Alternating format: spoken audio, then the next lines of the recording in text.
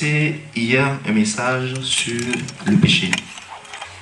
Et ce que nous allons aborder ce matin, c'est sur 6 clés pour avoir la victoire sur le péché. 6 clés pour avoir la victoire sur le péché. Bien aimé, il est important de connaître ton adversaire. Quand tu vas en guerre, quand tu es dans l'adversité, tu dois connaître qui tu combats. Et je sais que parmi nous, il y en a qui ont étudié ce système-là, qui savent que quand ils vont en guerre, ils doivent étudier l'ennemi, étudier l'adversaire, qu'est-ce qu'il est capable de faire. Mon frère Joël, on étudie l'ennemi pour savoir qu'est-ce qu'il est capable de faire, quelle est l'arme qu'il a. Et en vue de l'arme que l'ennemi a, je me prépare afin de pouvoir attaquer. Mais bien souvent, bien aimé, ce qui nous fait défaut, c'est que nous ne connaissons pas qui nous allons combattre. Nous ne connaissons pas quelles sont les armes qu'il a, quelles sont la capacité de l'arme qu'il a. Est-ce que ce sont des mitraillettes? Est-ce que ce sont des kalachnikovs? Est-ce que ce sont des lance-roquettes? On doit connaître qui nous combattons dans l'adversité. Est-ce que je parle à quelqu'un? Et je voudrais te choquer ce matin. Satan n'est pas l'adversaire que tu vas combattre. Mais tu vas combattre en fait dans l'adversité. Pour avoir la victoire sur le péché, tu dois combattre ceux qui ont fait de Satan ce qu'il est. Parce qu'en fait, il faut comprendre que, comme je le disais tantôt, jusqu'à ce que Satan ne tombe, la Bible déclare qu'il était important dans le service de Dieu. Il avait une place très importante. Il était un ange de lumière quand il tombe. Mais qu'est-ce qui a fait qu'il est tombé? C'est le péché. Donc si le péché a la capacité de faire de Satan ce qu'il était, je dois plus craindre le péché que Satan. Amen. Est-ce que je parle à quelqu'un? Donc ton ennemi numéro 1, bien aimé, c'est pas Satan. Ton ennemi numéro 1, c'est pas ton oncle ou ta tante. Non, l'ennemi numéro 1 que nous devons combattre, c'est le péché. Parce qu'il a la capacité de faire de quelqu'un qui était dans la lumière des ténèbres. Il a la capacité, le péché, de transformer une destinée en quelque chose qui n'est pas bon. Il a la capacité de plonger quelqu'un qui était dans la lumière, dans les ténèbres. Est-ce que je parle à quelqu'un? Il était un ange de lumière. Mais le péché a fait de lui quelqu'un qui va habiter dans les ténèbres. Le péché transforme la lumière en ténèbres. Est-ce que je parle à quelqu'un? Mais je voudrais te dire ce matin que le projet de Dieu pour toi, c'est pour que tu sortes des ténèbres et que tu restes dans la lumière. Amen. Que tu sortes des ténèbres, que tu demeures dans la lumière. Et je déclare ce matin que cela soit ton partage au nom de Jésus-Christ. Amen. Bien aimé, le péché, c'est le papa et la maman de Satan. Ce sont ses géniteurs. C'est l'usine de fabrique. C'est de là qu'il est sorti. C'est de là qu'il a été engendré. Donc si le péché a cette capacité, bien aimé, je dois avoir plus peur du péché que du diable. Je dois plus craindre le péché que le diable. Parce que le péché a la capacité de faire de moi ce qu'il a fait de Satan. Mais bien souvent, nous avons plus peur de Satan que de ce qui a fait de lui ce qu'il est. Est-ce que je parle à quelqu'un? Amen. Ce matin, je voudrais te parler de 6 clés pour pouvoir avoir la victoire sur le péché. 6 clés. Est-ce que quelqu'un suit ce matin? La première clé, bien-aimée, que je voudrais partager avec toi ce matin, c'est que tu dois te connaître toi-même. Amen. Tu dois te connaître toi-même et te souvenir de qui tu as été avant la nouvelle naissance. Pourquoi? Parce que si tu te connais toi-même, je répète pour ceux qui prennent note, la première clé pour avoir la victoire sur le péché, c'est te connaître toi-même et te souvenir de qui tu étais avant ta nouvelle naissance. Avant de venir à Jésus-Christ, tu dois te souvenir de qui tu étais avant de venir à Christ. Si tu ne te souviens pas de qui tu étais avant de venir à Christ, bien aimé, tu ne pourras pas avoir la victoire sur le péché. Amen. Pourquoi? Parce qu'avant de venir à Christ, il y en a parmi nous qui étaient peut-être un voleur, ou qui étaient dans la masturbation, qui étaient en fait dans des choses qui ne confessent pas le nom de Dieu. Amen. Et lorsque tu te souviens de qui tu étais, tu te souviens, tu sais comment est-ce que tu dois faire pour ne pas retomber dans ce que tu étais. C'est important, lorsque nous venons à Christ, d'avoir en mémoire qui nous étions. Quelle était la chose, le péché qui nous assujettissait et qui nous dominait. Lorsque je me souviens de qui j'étais avant de rentrer en Christ, je vais tout faire pour ne pas être en crise. Est-ce que je parle à quelqu'un? Donc il est impératif que je me souvienne. S'il faut que je fasse une liste de qui j'étais avant de venir à Christ, il est très important que je le fasse. Parce que quand je sais qui j'étais, je ferai tout possible pour ne pas retomber dans ce que j'avais été avant. Parce que Christ m'a lavé par son sang, j'ai accepté de venir à lui, je suis né de nouveau, et lorsque je suis né de nouveau, je dois être une nouvelle créature. Amen. Quelqu'un qui ne se souvient pas de qui il avait été avant de venir à Christ ne peut pas être une nouvelle créature. Pourquoi? La nouvelle naissance est une chose. Être une nouvelle créature est une chose. Je vais nous expliquer ce matin. Vous verrez qu'un nouveau-né, quelqu'un qui est né de nouveau, n'est pas automatiquement, il peut l'être, il peut devenir radicalement une nouvelle créature. Mais le nouveau-né, quelqu'un qui est né de nouveau en Christ, qui n'a pas encore atteint ce niveau d'une nouvelle créature, mais qui est un nouveau-né, vous savez ce qui se passe? Vous allez voir en fait que ce qu'il faisait avant, celui qu'il était avant, il ne parvient pas à faire la part, à se souvenir de qui il était avant. Il allait en boîte de nuit, il se droguait avant de venir à Christ, mais quand il vient à Christ, il ne parvient pas à avancer pour devenir une nouvelle créature. La chose qu'il avait été avant de venir à Christ continue de dominer sa vie. Et il faut là que le Saint-Esprit et que le sang de Jésus-Christ fassent un travail pour le conduire à être une nouvelle créature. Amen. Parce que la Bible déclare que si quelqu'un est en Christ, il est une nouvelle créature. Les choses anciennes sont passées. Donc, afin d'être une nouvelle créature, il faut que pour toi, les choses anciennes soient passées. Donc, si tu dis que tu es une nouvelle créature et que les choses dans lesquelles tu étais hier, tu n'as pas souvenu de cela et qu'elles te dominent encore, tu n'es pas encore une nouvelle créature. Tu es nouveau-né. Mais tu n'es pas encore adulte, tu n'es pas encore une nouvelle créature. La nouvelle créature ne traîne plus dans les choses dans lesquelles elle était hier. La nouvelle créature, lorsqu'elle vient à Christ, elle n'est plus dans la fornication, elle n'est plus dans le péché, dans tout ce qui ne confesse pas le nom de Jésus-Christ. Amen. Parce qu'elle comprend en fait que les choses là sont anciennes et toutes choses sont devenues nouvelles pour elle. Mais bien souvent, il y a un tohu-bohu en ces deux versets-là, de la nouvelle naissance et de quand quelqu'un est en Christ, il est une nouvelle créature. C'est vrai, mais il y a un travail à faire pour atteindre ce degré qui se fait par la parole de Dieu et par l'entremise du Saint-Esprit. Point numéro 1, comme je le disais, se connaître soi-même et se souvenir de qui on était avant de venir à Christ. Amen. Amen. Point numéro 2, la deuxième clé pour avoir la victoire sur le péché, c'est condamner le péché dans la chair. Est-ce que quelqu'un comprend? Amen. On a chanté une chanson tout à l'heure. J'entends ta douce voix. Qui, je viens à toi, je viens au sauveur, lave-moi par le sang de la croix. Et après on dit, je veux mourir avec toi. Amen. En fait, il faut comprendre que pour pouvoir avoir la victoire sur le péché, il faut mourir. En fait, si tu ne mets pas, on parle de la chair. La chair, c'est quoi? La chair, je disais hier que c'est l'atelier du péché. C'est là où le péché travaille, c'est là où il se réside. Vous allez voir que quand vous prenez, il y a certaines bestioles, quand vous prenez une puce, la puce fait tout possible pour un chic fait tout possible pour rentrer dans la chair de l'homme et il reste là et il suce le sang humain et il grossit et il prospère. Et pendant ce temps, tu as mal. Tu as mal à la dent, tu as mal à la tête, tu as mal un peu partout. Pourquoi? Parce que cette bestiole-là est dans ton corps, il suce ton sang et il prend, il grandit. Donc c'est ainsi que, comme le chic, la chair est l'atelier où le péché prospère. Est-ce que je parle à quelqu'un? Donc si je veux avoir la victoire sur le péché, je dois comprendre que quand je viens à Christ, je dois mourir à la croix avec la chair. Je dois prendre et la chair et le péché et mourir aux choses de la chair à la croix. Quand je parviens à comprendre que Jésus est mort à la croix, c'est que quand Jésus est mort à la croix, ce n'est pas seulement pour que je puisse être sauvé. Dans cette mort, dans cette crucifixion, il y a un package. Et dans ce package-là, je dois traiter toutes choses à la croix. Tout ce qui me domine, tant que je ne l'ai pas traité à la croix, tout péché, tant que je ne l'ai pas traité à la croix, parce que c'est là que le péché a été vaincu. Mais bien souvent, nous voulons vaincre le péché par nos efforts. Nous voulons vaincre le péché par des résolutions et nous retombons souvent.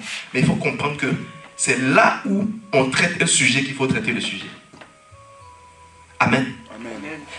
Nous voyons que bien souvent, nous avons des poubelles de différentes couleurs pour faire le tri, pour ne pas mélanger les choses. Et il est important que lorsque je veux traiter avec le péché, je dois comprendre que je dois crucifier le péché dans la chair et à la croix. Romains chapitre 8, le verset 3. Car, chose impossible à la loi, parce que la chair la rendait sans force, Dieu a condamné le péché dans la chair en envoyant à cause du péché son propre Fils dans une chair semblable à celle du péché. Il faut comprendre que si je veux vaincre le péché, si je veux avoir la victoire sur le péché, en fait, je dois aller là où le péché a été traité. La croix. Il n'y a que la croix qui traite le péché. Il n'y a que la croix, le sang de Jésus-Christ qui peut permettre à quelqu'un de sortir radicalement du péché. Quelqu'un qui est en Christ, qui est une nouvelle naissance, qui est encore dominé par le péché, n'a pas encore rencontré la croix. Parce que la croix t'amène à mourir à toi-même. Et lorsque tu meurs à toi-même, ce n'est plus toi qui vis, c'est Christ qui vit. Quand on dit ce n'est plus moi qui vis, c'est Christ qui vit en moi, c'est parce que tu ne peux pas vivre, Christ ne peut pas vivre en toi tant que toi tu vis. Est-ce que je parle à quelqu'un? Il faut que tu parviennes à mourir à toi afin que Christ puisse vivre en toi. On ne peut pas avoir deux vies. Un homme ne peut pas avoir deux vies. Un homme ne peut pas avoir deux respirations. On a une seule respiration. Donc pour que Christ puisse respirer au travers de moi, il faut que moi, ma respiration soit coupée. Je la coupe, ma respiration, et que Christ commence à respirer maintenant au travers de moi. Est-ce que je parle à quelqu'un? Amen. Galates 2:20. J'ai été crucifié avec Christ. Et si je vis, ce n'est plus moi qui vis, c'est Christ qui vit en moi. Si je vis maintenant dans la chair, je vis dans la foi au Fils de Dieu qui m'a aimé et qui s'est livré lui-même pour moi. En fait, il dit ceci dans Galates 2:20. Il dit, si je vis maintenant dans la chair, je vis dans la foi au Fils de Dieu. C'est pour dire quoi? C'est pour dire, en fait, il y a la chair, le corps dans lequel nous vivons, qui est la chair. Mais l'autre chair dont Paul nous parle de la Bible, c'est la chair du péché. C'est l'instrument du péché qui doit mourir. Je ne dis pas qu'ici, il faut qu'on aille se crucifier. Non, c'est pas de ça que je parle. Je parle de l'atelier. On doit pouvoir identifier quel est l'atelier dans notre vie. Le diable prospère et il travaille. Et lorsque nous avions identifié cet atelier-là, nous devons confronter cet atelier à la croix. Parce que c'est là que le péché a été traité. Amen. Est-ce que quelqu'un est béni ce matin? Amen. Galates 5:24. Ceux qui sont à Jésus-Christ ont crucifié la chair avec ses passions et ses désirs. Crucifié. Il faut comprendre que la chair, ses passions et ses désirs doivent être crucifiés. Si je suis à Jésus, je dois comprendre que la chair, ses passions et ses désirs. On voit que la chair a des passions et a des désirs. Et bien souvent, quand nous voulons traiter avec le péché, tantôt nous traitons avec les passions, et nous ne traitons pas avec les désirs. Et pendant que je traite avec les passions, les désirs commencent à se réveiller. Les désirs de la chair commencent à se réveiller. Quand je commence à traiter avec les désirs, les passions commencent à se réveiller. Donc c'est pour ça qu'il est important qu'il faut une globalisation, que je puisse crucifier et les passions et les désirs dans la chair à la croix. Est-ce que je parle à quelqu'un ce matin? Amen. Le point numéro 3, la troisième clé pour avoir la victoire sur le péché, la clé numéro 3, c'est marcher selon l'esprit. Amen. Marcher selon l'esprit. Marcher selon l'esprit, clé numéro 3. Romains 8:14, que je lis au nom de Jésus. Car tous ceux qui sont conduits par l'esprit de Dieu sont fils de Dieu. Donc la troisième clé, si je veux avoir la victoire sur le péché, je dois marcher selon l'Esprit de Dieu. Parce que quand je marche selon l'Esprit de Dieu est à même de me conduire dans les choses qui glorifient le nom du Seigneur. Mais quand je marche par mon esprit, par mon entendement, par l'esprit de mon entendement, je ne peux pas accomplir les choses de Dieu. Et lorsque je n'accomplis pas les choses de Dieu, je manque le but. Et quand je manque le but, c'est que je tombe dans le péché. Parce que péché, c'est manquer le but. Est-ce que quelqu'un comprend quelque chose? Amen. Galates 5, 16 à 17. Galates chapitre 5, le verset 16 à 17 que je lis au nom de Jésus. Je dis donc, marchez selon l'esprit et vous n'accomplirez pas les désirs de la chair. Car la chair a des désirs contraires à ceux de l'esprit et l'esprit en a de contraires à ceux de la chair. Ils sont opposés entre eux afin que vous ne fassiez point ce que vous voudriez. Amen. Amen. Marchez selon l'esprit et vous n'accomplirez pas les désirs de la chair. Ça veut dire que si je marche selon l'esprit, l'esprit de Dieu alors domine toute mon existence. Je n'ai plus le temps de penser à autre chose. Ce matin, la prophétesse me disait, mais attends, mais tu sais qu'il y a telle chose que je n'ai plus le temps de regarder. Hein. J'ai dit, mais c'est vrai, mais moi, ça fait longtemps que je n'ai pas regardé telle chose. Ça montre quoi? Ça montre en fait que les choses de Dieu ont pris tellement la place que je ne pense plus vraiment à des choses qui occupaient la place de Dieu. Donc si je marche par l'esprit, en fait, je ne pense que royaume, je ne pense que église, je ne pense que œuvre de Dieu, je ne pense qu'évangélisation, je ne pense que comment gagner des âmes. Je ne peux plus penser à autre chose. En fait, quand j'arrive à ce niveau, ce n'est plus moi qui fais des efforts, mais le Saint-Esprit m'impose cela. Je ne fournis plus des efforts. Parce que tout ce qui nous amène à fournir des efforts échoue toujours. Tout ce qui nous pousse à faire des efforts pour faire quelque chose pour Dieu finit toujours par échouer. Parce que notre effort est limité, notre force est limitée. Notre force ne peut pas accomplir les choses de Dieu. Et alors que nous faisons des forces, nous nous efforçons pour faire la chose pour Dieu, nous finissons par échouer et ça crée la frustration. Alors que lorsque je me laisse conduire par l'Esprit de Dieu et que le Saint-Esprit qui sonde les profondeurs de Dieu me pose des choses, je les fais mais sans même savoir que en fait je suis en train de faire quelque chose. Et ça se fait de façon spontanée, de façon naturelle. On ne me force pas par la main, on ne me tient pas par la main, on ne me dit pas non tu dois le faire. Non. C'est pour cela qu'il est écrit que c'est ceux qui marchent selon l'Esprit qui sont appelés fils de Dieu. Et si tu marches par l'Esprit, tu n'accompliras pas les choses de la chair, les désirs de la chair. Donc la clé numéro 3, c'est que nous devons soupirer après le Saint-Esprit. Nous devons prier et demander que le Saint-Esprit nous conduise. Que ce ne soit pas nous, notre moi, mais que ce soit le Saint-Esprit qui nous conduise. Et lorsque nous sommes conduits par le Saint-Esprit, la Bible dit que c'est la condition pour être appelé fils de Dieu. Amen. Parce que pourquoi? Un fils connaît les secrets de son père. Un fils, un bon fils et un papa responsable dévoile les secrets à son fils. Ah, tu sais, mon fils, nous avons ça à faire. Hein.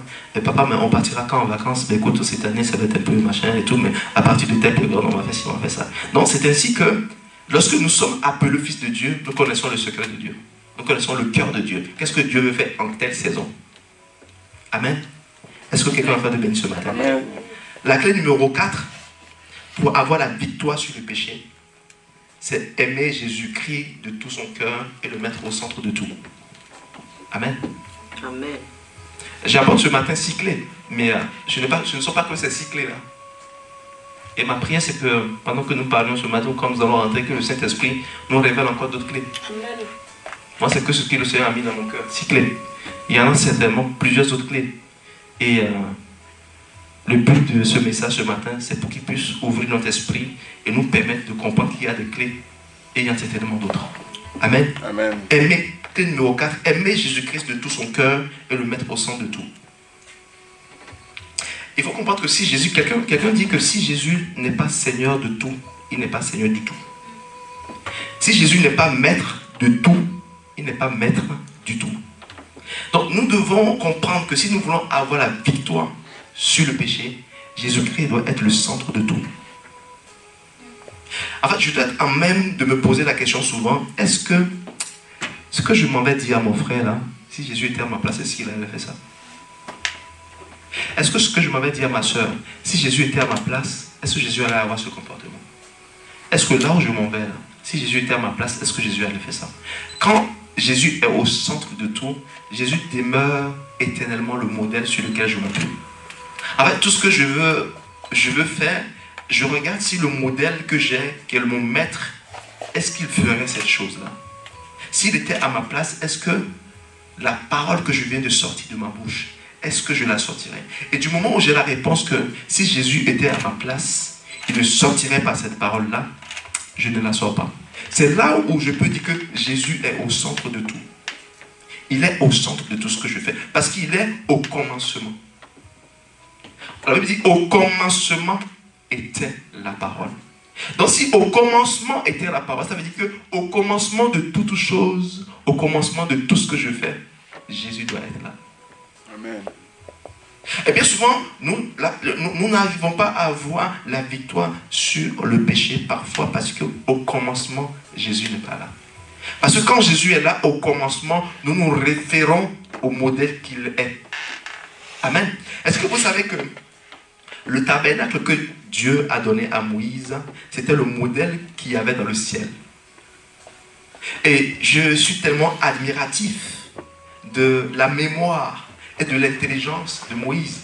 Parce qu'en fait, quand je lis les dimensions du tabernacle, les cordées, les dimensions et tout ce qu'il avait à faire, et qu'il est monté sur le mont pendant 40 jours, et qu'il a reçu toutes ces informations-là, je me demande, mais la mémoire. Parce que la mémoire pourrait être... Et puis Dieu, il devait le faire exactement selon le modèle divin. Exactement selon le modèle qu'il avait reçu. Et Dieu lui dit, tu le feras selon le modèle divin. Amen. Amen. Ça veut dire que tout ce que nous devons accomplir pour Dieu doit être conforme au modèle divin. Tout ce que nous devons faire pour le Seigneur doit être conforme à Christ. Jésus-Christ est le seul modèle divin auquel nous devons nous conformer. Donc Jésus doit être au centre de tout. Psaume 119, verset 11. Je serre ta parole dans mon cœur afin de ne pas pécher contre toi. Donc, nous devons mettre la parole au centre de Dieu. Dans ce que nous entreprenons, la parole. Je serre ma parole dans mon cœur pour ne pas pécher contre toi. Psaume 42, verset 2. Comme une biche soupire après des courants d'eau, ainsi mon âme soupire après toi, ô Dieu. Mon âme a soif de toi, du Dieu vivant, quand irai-je et paraîtrai-je devant ta face. Amen. Amen.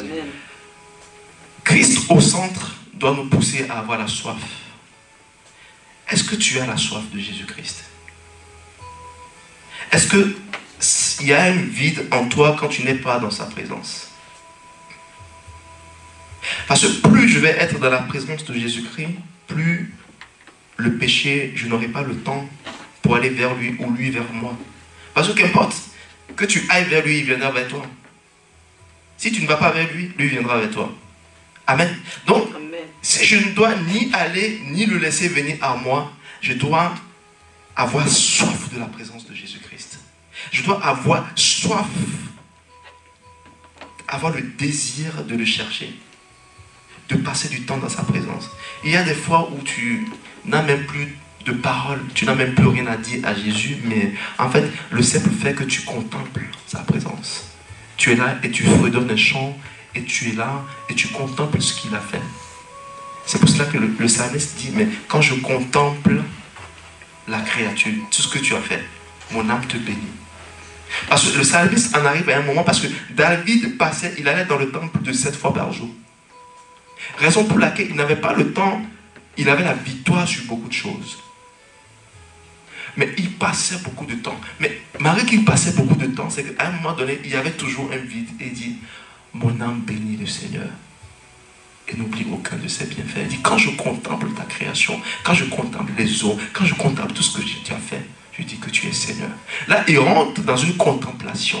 En fait, la présence de Jésus, la soif te conduit à aller dans sa présence. Et des fois, quand tu es dans la présence, tu n'as plus rien à lui dire. Et tu rentres dans une dimension de contemplation.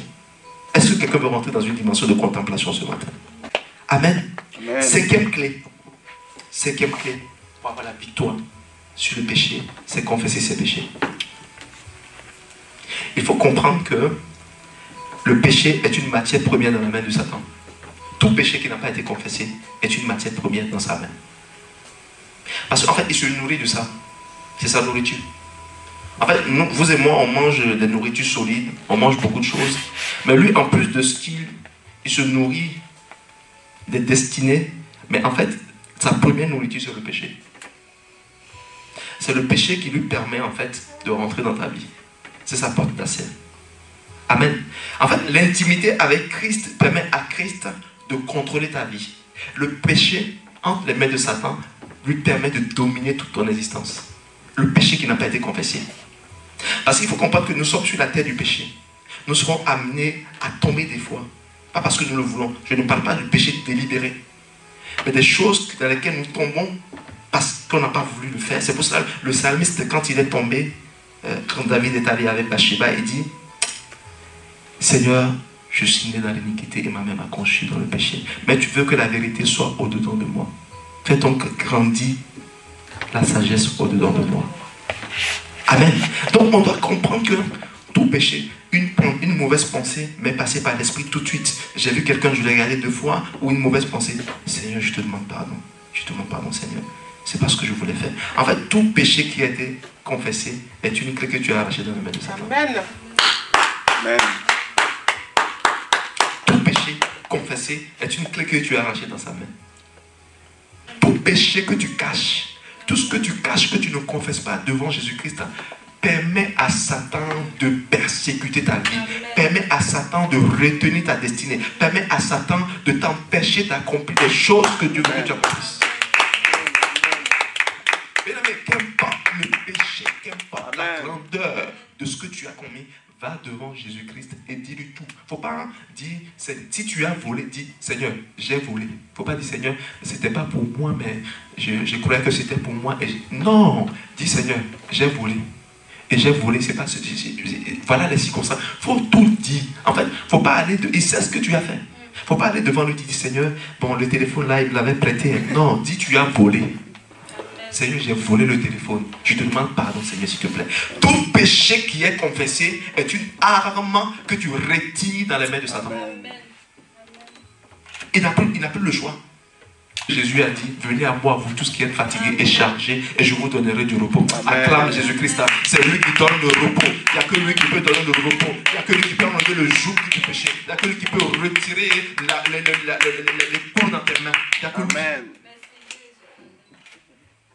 Et alors qu'il va confesser son péché devant le roi, qui est l'image de Jésus-Christ, il lui dit, va, tu es libre.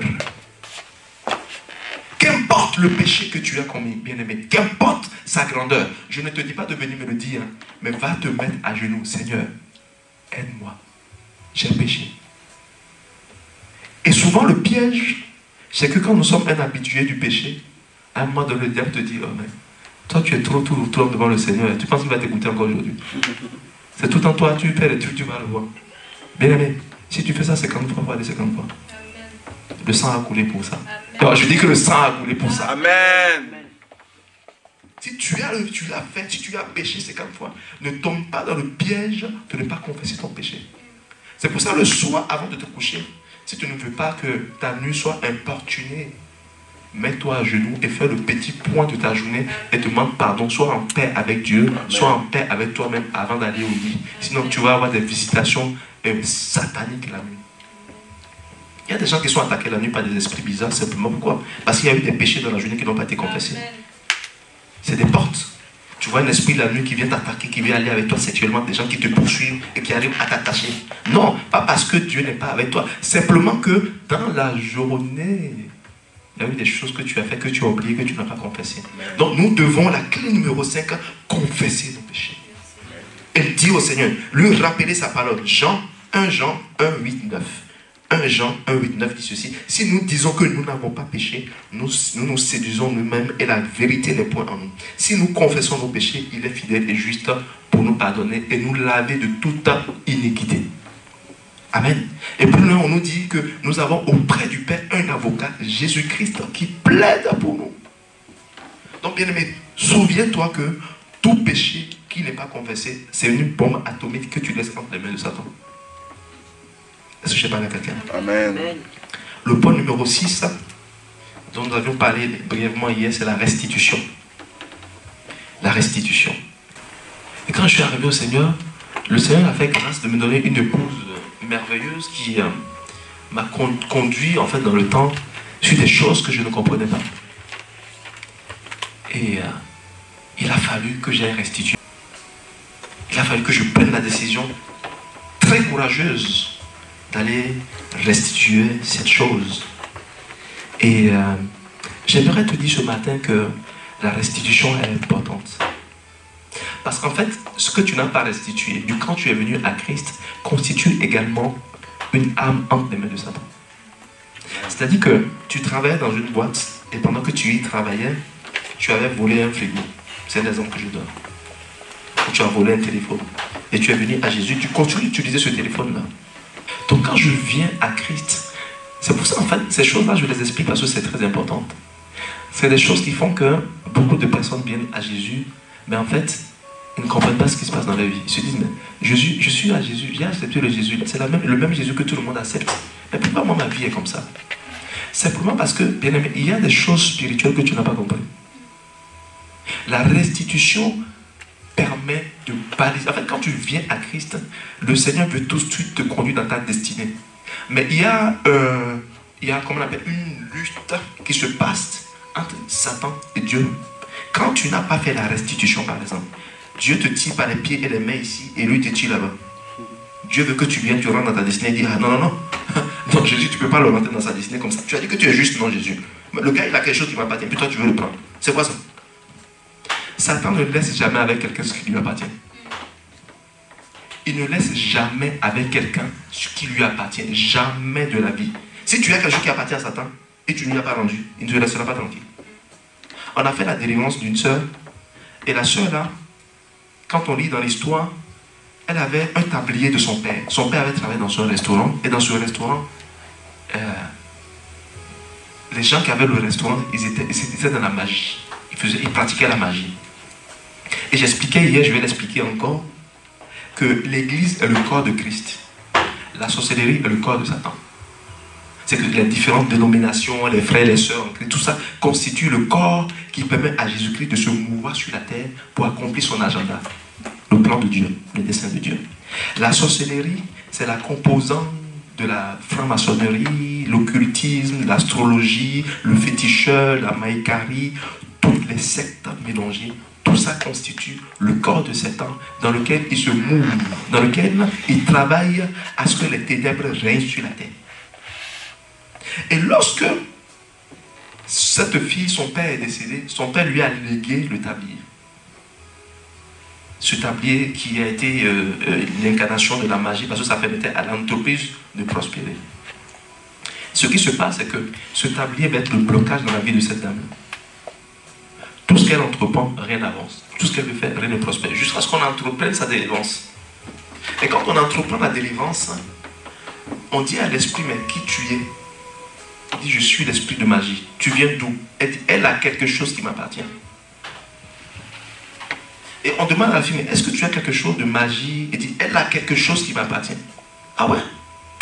Et la fille se souvient qu'elle a un tablier que son père lui a donné, qui est dans la valise. Quand on finit de faire la délivrance, on l'a chassé, il est parti. La fille descend dans la cave, elle ouvre la valise où se trouvait le tablier. Le tablier n'était plus là. Il est parti avec. Le Satan est parti avec son tablier. Je te dis que tout ce qui est dans ta vie, par lequel le diable passe, je déclare ce matin qu'il partira avec tout. Amen.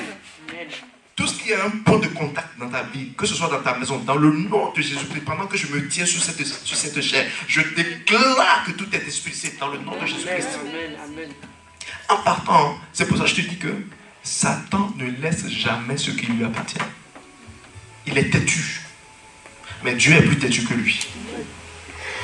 Il est parti avec son truc. Donc, il est important de pratiquer la restitution. On avait déjà lu ce passage hier, je vais le lire pour vous une seconde fois parce qu'on dit que la répétition est pédagogique. Luc 19, 1 à 10, que je lis au nom de Jésus. Jésus étant entré dans Jéricho, traversait la ville. Et voici un homme riche appelé Zachée, chef des publicains, cherchait à voir qui était Jésus. Mais il ne pouvait y parvenir à cause de la foule, car il était petit de taille. Il courut en avant et monta sur un sycomore pour le voir parce qu'il devait passer par là. Lorsque Jésus fut arrivé à cet endroit, il leva les yeux et lui dit, Zachée, hâte-toi de descendre car il faut que je demeure aujourd'hui dans ta maison. Zachée se hâta de descendre et le reçut avec joie. Voyant cela, tous murmuraient et disaient, il est allé loger chez un homme pécheur. Mais Zachée, se tenant devant le Seigneur, lui dit, voici Seigneur, retenons ceci, Retenons cette partie, le verset 8. Mais Zachée, se tenant devant le Seigneur, lui dit, « Voici, Seigneur, je donne aux pauvres la moitié de mes biens, et si j'ai fait tort de quelque chose à quelqu'un, je le lui rends. Je lui rends le quadruple. » Jésus lui dit, « Le salut est entré aujourd'hui dans cette maison, parce que celui-ci aussi est le fils d'Abraham. » En fait, voici une image parfaite qui nous montre quelqu'un qui a été sauvé par Jésus. Amen. Il dit, je vais manger chez toi dans ta maison aujourd'hui. Et les gens disent, mais lui, il ne sait pas que Zachée est un pécheur. Et Jésus dit, mais je suis venu pour les pécheurs. Et il a reçu Jésus avec joie. Il y a beaucoup de personnes qui ont reçu Jésus avec joie, qui sont passées par les eaux de baptême, qui ont compris que c'était la solution, mais ils n'ont pas fait la restitution. Et c'est alors que Zachée fait la restitution. Il dit, Seigneur, voici, je donne aux pauvres tout ce que je leur ai stocké. Zachée a bâti sa richesse sur le vol. Et puis toi, on te dit d'accepter Jésus. Tu dis, non, c'est toi qui as des immeubles, tu es riche, hein, tu as des voitures. Tu ne peux pas accepter Jésus parce que si tu acceptes Jésus, tu vas perdre toutes ces choses. Zachée était un homme riche. C'est pas moi qui le dis. On dit, un homme riche appelé Zachée, chef des publicains, cherchait à voir qui était Jésus. Il a compris qu'il était riche, mais il lui manquait quelque chose. Il fait le pas, mais il le fait complètement. Il n'a pas fait le pas à moitié. Il n'a pas fait qu'accepter Jésus. Parce que la première maison dans laquelle Jésus était rentré n'est pas une maison physique. Jésus s'en fiche d'une maison physique. On parle de Zachée, sa vie, sa maison, son homme intérieur qui a reçu Jésus-Christ. Il reçoit Jésus et dit, Seigneur, je restitue ce que j'avais pris chez les gens. Tout ce que j'ai volé, je rends. Et c'est après ça que Jésus dit ceci. Il dit, le salut est rentré aujourd'hui dans cette maison. Amen. Amen. Amen. Et je déclare dans le nom de Jésus-Christ que le salut rentre dans ta maison au nom de Jésus-Christ. Le salut complet rentre dans ta maison au nom de Jésus-Christ. Zachée pratique systématiquement la restitution. Mesdames, je voudrais te convier à faire un regard, à jeter un regard en arrière. Est-ce qu'il y a des choses encore qui sont avec toi, qui n'ont pas été acquéries de façon digne, de façon à ce que ça confesse le nom de Jésus. La restitution, c'est pas seulement quand tu as volé quelque chose, c'est quand également tu sais que tu as offensé quelqu'un avant de venir à Jésus-Christ et que tu appelles la personne pour dire, tu sais, il y a quelques années, je t'avais offensé. On a eu une affaire où je n'ai pas été honnête, mais je t'appelle aujourd'hui pour te demander pardon. Moi, quand je suis venu à Christ, réellement, il y a des personnes que j'ai appelées pour demander pardon, disent, mais le gars il est fou. En fait, quand tu es un chrétien qui accepte Christ et que les gens ne te considèrent pas comme un fou, tu n'as pas accepté Jésus. Si tu es un chrétien qui a accepté Jésus et que les gens ne voient pas que tu es devenu fou pour Jésus-Christ, c'est que tu n'as pas encore bien cru. Est-ce que quelqu'un est d'accord avec moi? Amen. On dit la prédication de la croix est une folie pour ceux qui périssent et le salut pour quiconque croit. Donc, c'est une folie. Tu dois être fou. Les gens doivent te confondre. Ils doivent dire que la prédication de la croix est une folie pour ceux qui périssent et le salut pour quiconque croit. Donc, si tu as cru et que ta vie, quand les gens te regardent, ils ne disent pas que lui là, il est devenu, on dirait, il est fou. Lui là, il est devenu anormal. En fait, Dieu n'est pas normal. Dieu n'est pas dans les normes. Si tu as accepté Jésus et que tu es dans les normes, tu n'as pas encore accepté Jésus. Dieu n'est pas dans les normes, Dieu n'est pas dans les calculs des hommes, Dieu n'est pas dans les équations humaines, il n'est pas dans les décisions. Non. Dieu n'a pas de forme, il n'est pas dans les normes. On ne l'enferme pas dans une boîte. Si tu es un chrétien trop serré, trop fermé dans ton coin, non, tu as du travail encore à faire. La restitution, c'est également t'humilier. C'est pour ça que vous allez voir qu'il y a des saluts qui passent par l'humiliation. Moi, mon véritable salut est passé par l'humiliation. Avant que j'accepte vraiment le Seigneur, Dieu a dû me passer par l'humiliation. Et c'est là où j'ai compris que oui. Parce que dans l'humiliation, en fait, tu n'as plus de choix. Tu subis. Mais quand tu as encore le choix, tu peux décider encore. Tu peux faire encore des jonglages avec Dieu. Mais quand Dieu, il te regarde, que le temps sonne, il te prend, il te fait passer par l'humiliation. Et quand j'étais dans l'humiliation, le Seigneur m'a dit ceci. Il a dit, Daniel, il dit, tu entends souvent dire l'humilité précède la gloire. Mais moi je vais te rajouter une chose. L'humiliation précède l'humilité et l'humilité précède la gloire. L'humiliation précède l'humilité et l'humilité précède la gloire.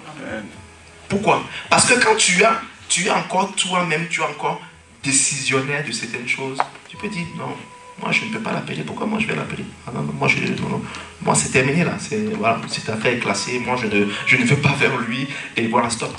Mais quand tu es dans l'humiliation, comme j'étais en plein là-dedans, frère, je n'avais pas de choix. J'étais hébergé par quelqu'un, je portais des pantalons de femme, je portais des chaussures de femme, pas parce que je voulais, mais je n'avais pas le choix. Et c'est là où j'ai compris beaucoup de choses. C'est là où le Seigneur m'a parlé beaucoup. C'est là où j'ai compris ce que Dieu voulait de moi. Je n'étais que quelqu'un, une cymbale qui résonnait. J'étais un tonneau qui était plein mais qui était vide. Mais dans le désert, frère, Dieu a fait beaucoup de choses. Amen. Si tu veux restituer, frère, ne réfléchis pas. Ne réfléchis pas quand Dieu te dit fais. Même s'il faut que tu restes nu, mais tu ne resteras pas nu. Restitue. Amen. Amen. Gloire à Jésus. Amen. Et je pense que nous allons nous arrêter là.